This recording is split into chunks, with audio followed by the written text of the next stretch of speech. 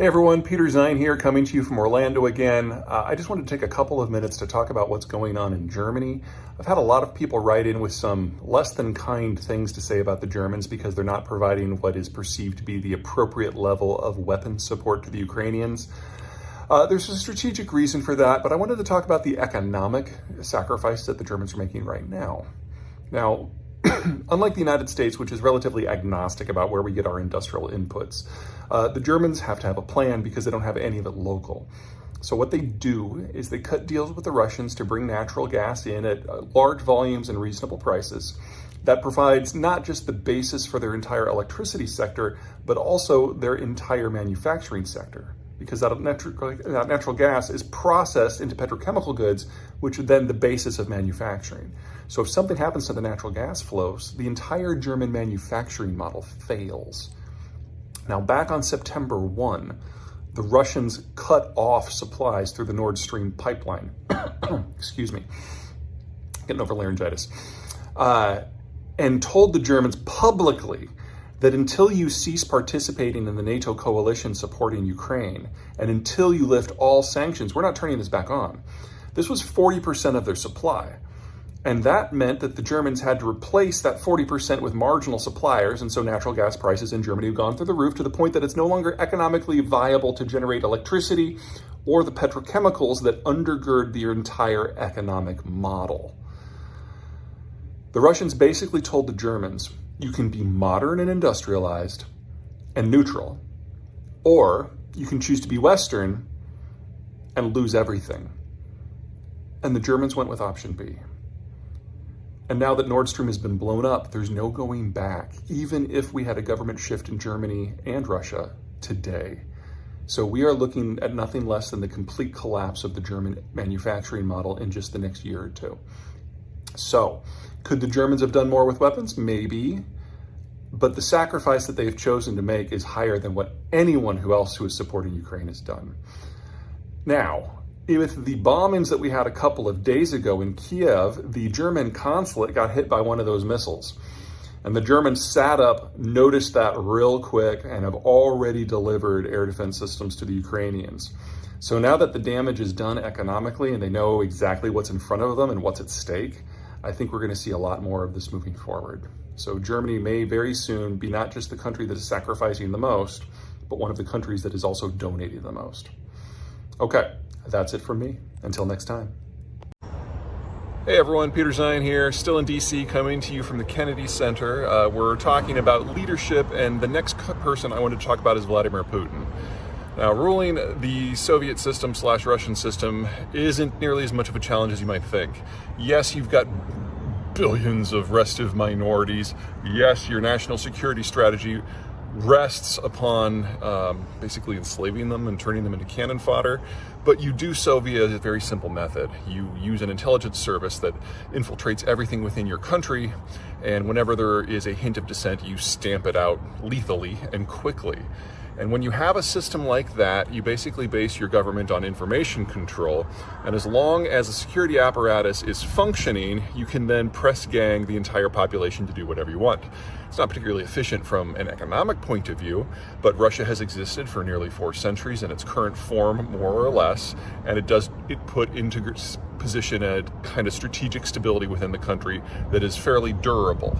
Now, the Putin government is the successor of a coup that happened in the Soviet Union in 1982.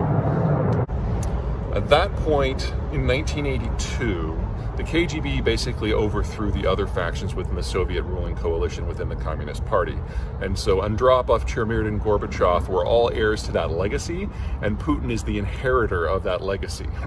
Now you combine that concentration of power with the collapse of the educational system in the Soviet system around 1986, with the country's demographic collapse, and it means that the total elite throughout the entire Russian system is only about 130 people, and Putin has had 23 years to basically purge it down to the people that he feels he can trust.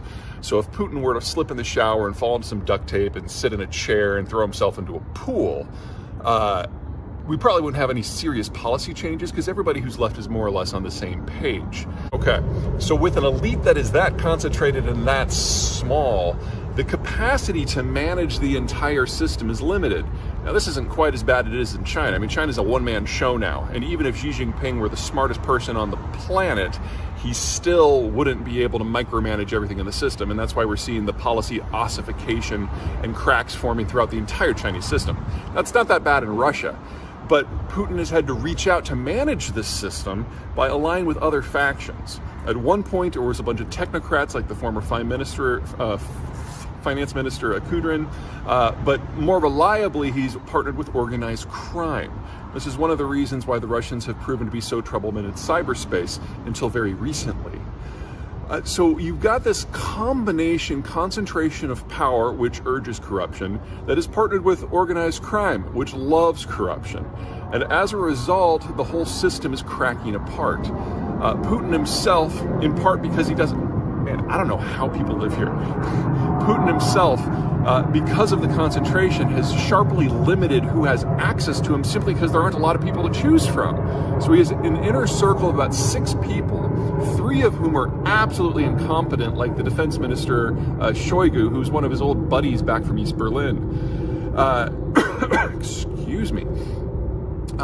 In terms of the people that are competent, one of them is the chair of the KGB, FSB, whose name, Patrushev, wow, sorry, it's been a long month, who is providing him with information on internal security, but is of less use on the battlefield. And his chief propagandist is one of the 6 people who's in the inner circle. So imagine if one of your 6 sources of information that you used to manage everything in your life was either Rachel Maddow or Tucker Carlson. He's just not getting information that's great, and it doesn't help that he kind of insists that everybody lie to him about everything. So we get this brittle system that's very top-heavy, but not top-competent. And in that sort of environment, in dynamic situations like, I don't know, a war, you are flirting with state collapse. On the security front, now the Russians launched their assault in Ukraine not because they were mad or because Putin has an ego or wants to rebuild an empire. No. The Russian demographic is in collapse. The Russian ethnicity is going to cease to exist this century. It's just a question of how long the state can hold on. Ukraine is on the way to 2 of the big invasion access points into the Russian space. And with a demographic that's in collapse, Putin rightly feels that unless they can control those gateways, the next time there's a major war, the Russian system will dissolve. Because there won't be anyone to defend it, so you have to concentrate forces in the access points to make a block. That's what this is all about. This is what it's always been about. That strategic desperation is why this war is happening.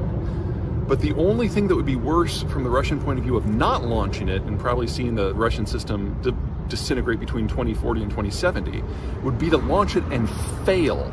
Because that would leave Russia completely open to all those invasion avenues. At the same time, it has paid all the costs for the war. At the same time, it is now under a degree of sanction from pretty much everyone as long as this government is in power. So we are looking, if the Russians lose this war, at a complete disintegration of the system on the time frame of like 10 years. Remember, with the recent mobilization, we're pulling about 500,000 Russian men in their 20s out and throwing them into the meat grinder. They might be able to make a difference. You throw 500,000 men at anything, it's going to make a difference. But it's going to come at the cost of the depletion of the last generation that the Russians have to even generate kids in the first place. There are less than 8 million Russian men in their 20s, and we're now looking at about 10% of them being involved directly in the war. This isn't going to be the last mobilization either, because the Russians don't have the tech. All they have are bodies. And in half of the wars that Russia has been in, where they've won on numbers. But this time around, those numbers are all they have, and when they're gone, they're depleted and they're never coming back. There is no next generation.